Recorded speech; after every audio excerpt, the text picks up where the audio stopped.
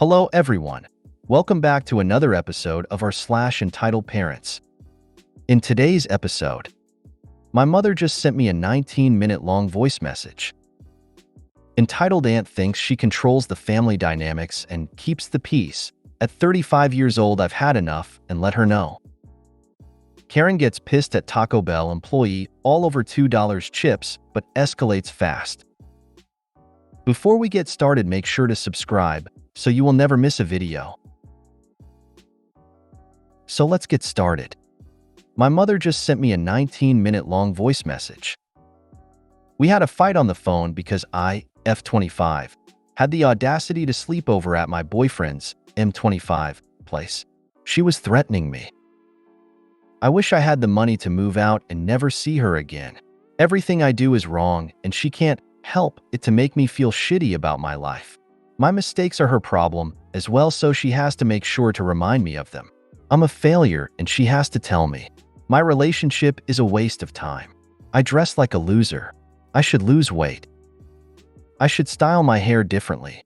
I shouldn't be in my room for too long. She goes on and on. I say one thing and she will lose her mind and yell her lungs out. How powerful would be to just leave her and read? Oh, I did. Sounds like a manic rant. It would be a good idea if you can start planning to move out in secret and then cut contact. You don't need someone who says those things about you in your life, regardless of if they had a part in making you. You are also not obligated to suggest she gets therapy, which she clearly needs.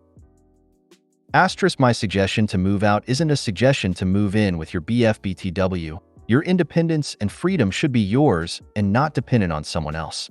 But that's just my opinion. You should be doing everything within your power to be able to move out. Look for someone who needs a roommate, pick up a side hustle, or find a better paying job. Until that happy day you move out, gray rock your mom. Entitled Aunt thinks she controls the family dynamics and keeps the peace. At 35 years old, I've had enough and let her know. I made a post insulting my mother's cooking on FB. We're in C. She sucks. In it, I said, whoever was pretending to be a father at the time. It was a fairly lengthy post. This was a throwaway comment in it, and N was actually thinking of my stepdad TBH LOL. And because my dad is my aunt's brother, she went full shame train trying to get me to remove it because it upset him. He didn't tell me himself, which I would have done, but she didn't leave it there. This is only the end of me responding to her messages. The rest are way too personal and identifying for both of us. But she has always been like this. Father was mostly absentee before and after the divorce, perpetually emotionally unavailable. He threw some money at the relationship and called that fatherhood. Aunt positivity. You gotta put the past behind you. It's gone. Today is a new day. Move forward, not back. It's just not called for. Your father has been there for you like the rest of us. Example, motor in your car. I'm now very happy for you too. Just please don't dwell on the past. It's not good for anybody mental health. Me, my past is still very much my present. I still don't have a father. And it's frankly alarming, telling, and embarrassing that, according to you, the entire family seems to think that I need to SDF you about my very real experiences and fall in line and not ever say anything publicly that might implicate someone else as being anything less than good at their familial role, because y'all chose to provide something for me that I was, and still am, incredibly appreciative for. I did not know those things came with unwritten rules of propriety. I'm autistic, certainly not a mind reader. This is, of course, only a problem as it relates to dad's side of the family. You didn't have a single thing to say when it came to me talking about my mother publicly or privately. You were quite willing to tell me all the dirty secrets you knew about her and the whole affair.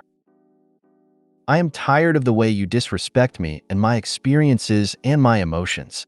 Every single time you tell me, it's in the past, move on, live positively, you are telling me my experiences are not worth remembering, that they are not worth living with, and that they should have no bearing on who I am, how I feel, or how I decide to live my life now. That is so ignorant to how the human psyche works that I can't even handle it. You need to come to terms with the fact that no one needs to deal with their pain the way you have. I do not care that processing emotions and trauma is not something your generation was taught to do. Both you and Dad can learn. How you have dealt with your trauma is literally the antithesis to dealing with it healthily. Stop bringing up the abuse you experienced. Whenever you want to convince me you know how to deal with trauma in a healthy way, you do not. Just because you find it works for you certainly does not mean it will work for anyone else. Going forward, I will only show respect to you if you decide to show it to me. I will not be talked down to and told to get over my pain anymore. I did not lash out at Dad directly, and my intent was not to cause hurt. My message hurt him, and I am sorry about that, but you are not his secretary and should not have gotten involved at all. He needs to grow up and take responsibility for the hand he has had and how our relationship got to where it is. I will no longer talk to him through you. My family is also from the South, and I say that because they seem overly occupied with what other people think and appearances. I applaud you for seeing boundaries, because it sounds like, and I'm a lot of families there are none. I, myself, am still working on these. Good for you establishing them, and please stick to them. You deserve a life of your own. The moment a person, especially a relative, tells you to keep quiet about your past and not shame the family in the public eye, they don't care about you. Usually that becomes a red flag because they know it's true and they'll be judged because in their public life they are loved and tell lies to keep up with appearances. Also, that's not your aunt, that's an enemy. Why was she willing to let you say the truth about your mother, but now since you talk about your dad, it's now an issue? What she is doing is called toxic positivity. Check it out. And you knew it. Karen gets pissed at Taco Bell employee all over $2 chips, but escalates fast. Just the other day, me and my dad went up to an IKEA to get some furniture for my new room, and we stopped off at Taco Bell for lunch. My dad got me to run in and get some food for us, so I went in and placed my order and was starting to fill up my drinks when the demon entered. She went up to the front register and slammed down a cup with a few coins in it, demanding what I presume she was going on about $2 chips. I have difficulty remembering things. After getting denied about not having enough cash, she asked all the customers, including me, for cash. Everyone stayed silent and just stared at her. So after complaining that they are Taco Bell, a multi-million-dollar company, so they should comply with her request, she did the common thing her species does in distress, demanded to speak to the manager. However, who she has been arguing for the whole time was the manager herself. At this point, the devil spawn flipped her *T and screamed at the manager for her chips. Then for some reason she turned around and gave me the dirtiest look for some reason.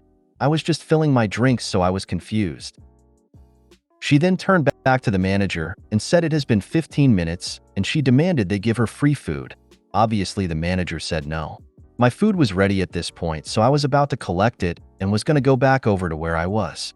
Before I could do that, she tried to take my food, but another employee took my food before she could get it, so she stormed outside in anger. After that, I collected my food and the employees apologized, so I went outside to my dad. On the way, he went back in. I got in the car and told my dad what happened. Just as we were about to leave, a chair was thrown out into the parking lot, and we stared for a few minutes before we left in fear. Thank you for reading. Most store and fast food employees would get fired if they gave away food. And most cities have food pantries for people who need food. Good story, but why on earth would you go to Taco Bell instead of getting those delicious Swedish meatballs at IKEA? I hope that manager called the cops of Crazy Karen though.